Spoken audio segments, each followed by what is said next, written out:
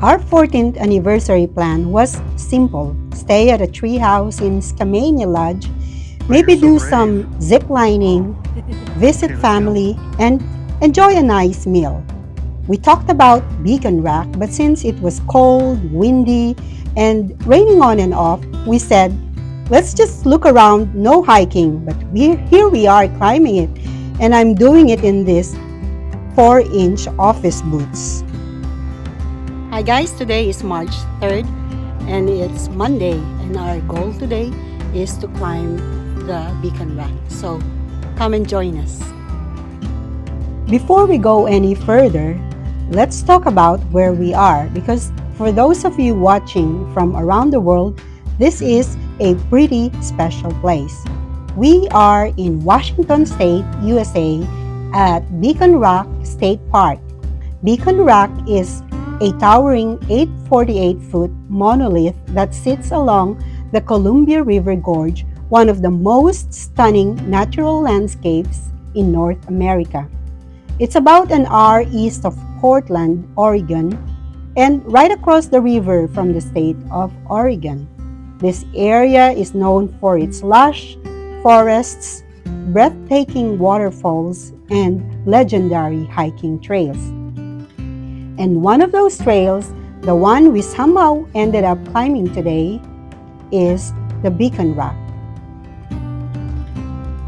But Beacon Rock isn't just a beautiful landmark, it's also a piece of history. Believe it or not, this rock is the core of an ancient volcano. Over thousands of years, erosion left only the hardened lava behind, creating this towering rock formation. And if you've ever heard of Lewis and Clark, they passed by here in 1805, marking it as a key landmark on their expedition to the Pacific. They originally called it Beaten Rock because of how the river had carved it into its sides over time. Fast forward to the early 1900s, and a man named Henry Biddle bought it for just $1. Yes, $1. He spent years building this very trail, installing stairways and paths so people like us, whether we're expert hikers or just someone who made poor footwear choices, could climb it today. And let me tell you, if Henry Biddle could carve a trail out of volcanic rock, surely I can make it up here in these boots. At first, it was great. Fresh air, nice scenery, an easy walk. I actually thought, wow, this is fun. Then the rocks happened, and my calves started protesting. That's when it hit me. I probably shouldn't be hiking in these boots. Meanwhile, Rob, my mountain goat of a husband, was completely in his element. But instead of teasing me, he actually waited and helped me up. Best husband ever. Other hikers, oh, they were zooming past us. We had to keep stepping aside to let them through.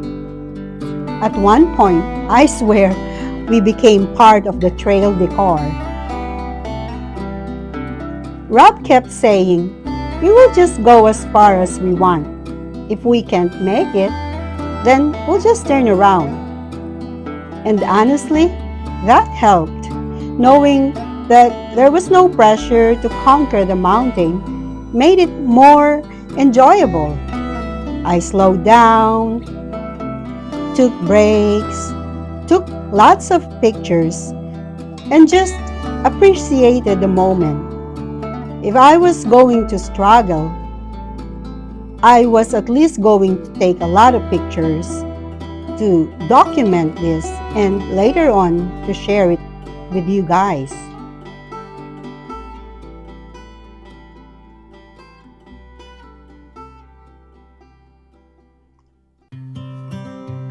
This part was scary for me because the woods are kind of slippery.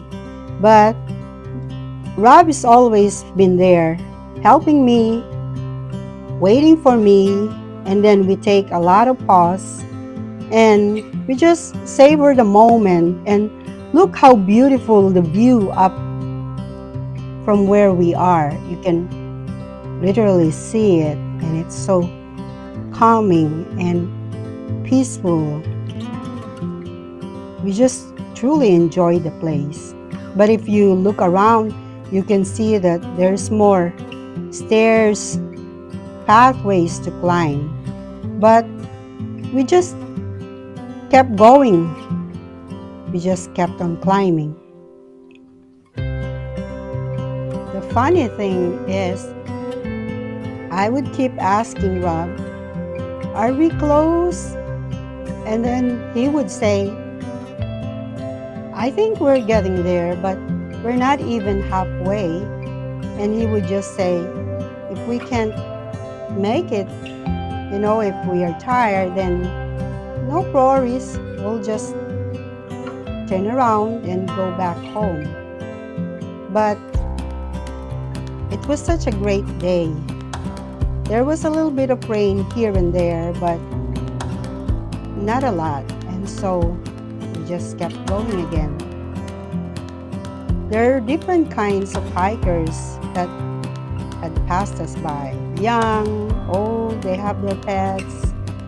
And this is the place where I really like the most because there you can see a beautiful view. And then you can see all those stairs that's still waiting for us to climb up. Sometimes, if it's a safe place, Rob would go ahead and wait for me. And then I would take my time just, climbing up. But if there's like a scary part like this, he would wait for me and we would walk together.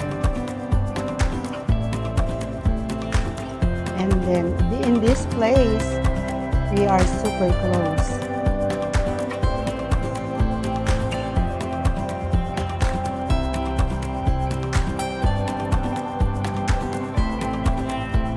This is one of the highest part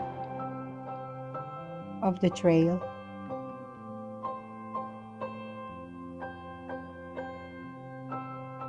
Rob is wearing a great boot, so he's okay. Where as for me, I was wearing my 4-inch boots, office boots, so it was really hard for me because I kept on tripping or the rocks are slippery, so I just hang on to the trail just to make sure I don't fall. And the Rob's waiting for me.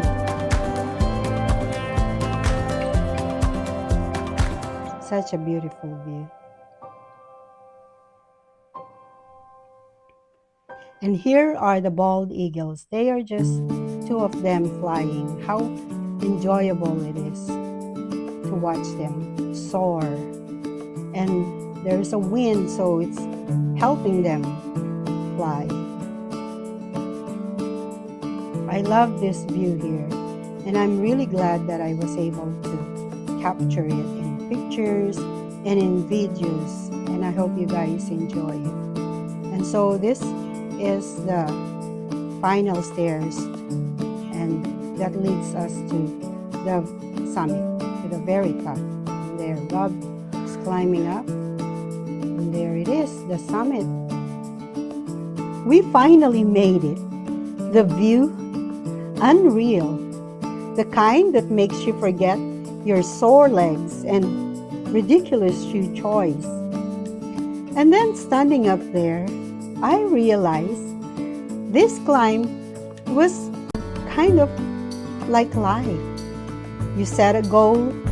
The journey isn't always easy, but if you have patience, enjoy the process, and take breaks when needed, you'll get there.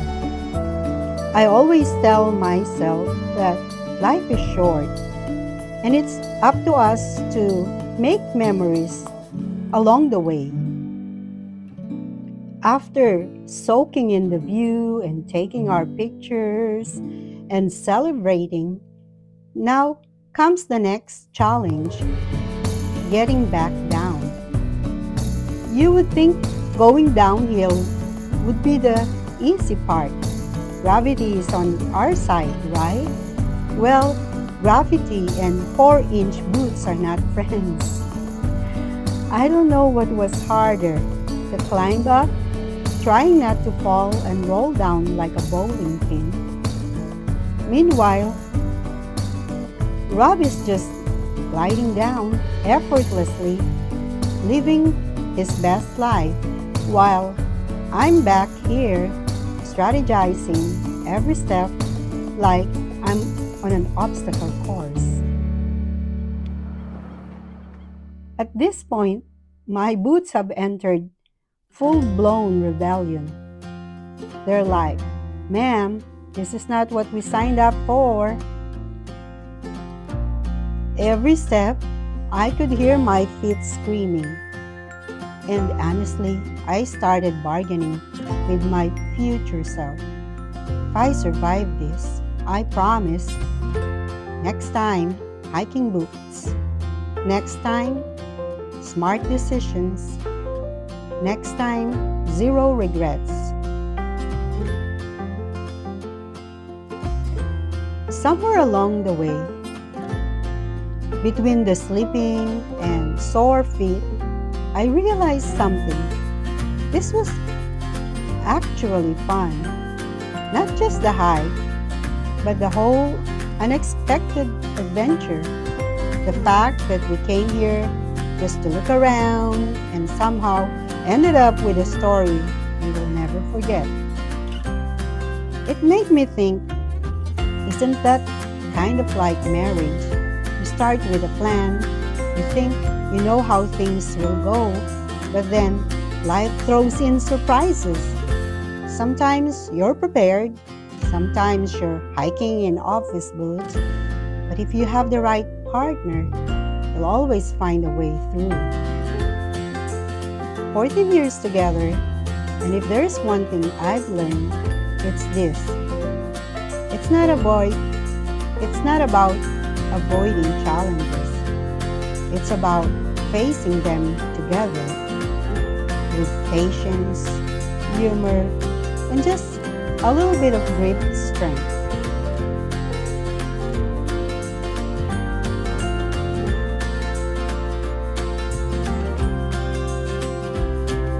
How's Beacon Rock going today? Volcanic plug. So we have a volcano, the lava comes up through the middle. It's called a plug. It fills the inside of the volcano. And in the case of Beacon Rock, the only thing left is the plug. That's Beacon Rock. The sides of it have all chipped away over the years, and the only thing that's left is the plug in the middle. And that's how Beacon Rock is formed. Will I do this again? Yes, because sometimes the best moments in life are unplanned. They happen when we say yes to the unexpected, when we push ourselves past what's comfortable, and when we have someone besides us who makes every challenge worth it. And if that's not the perfect metaphor for marriage, I don't know what it is. My advice, go hike the Beacon Rock. Whether you're an experienced hiker or just someone who loves a good view, it's a trail worth taking. But wear the right shoes. If you enjoyed this adventure, please like, comment, and subscribe for more fun, spontaneous, and sometimes completely unplanned experiences.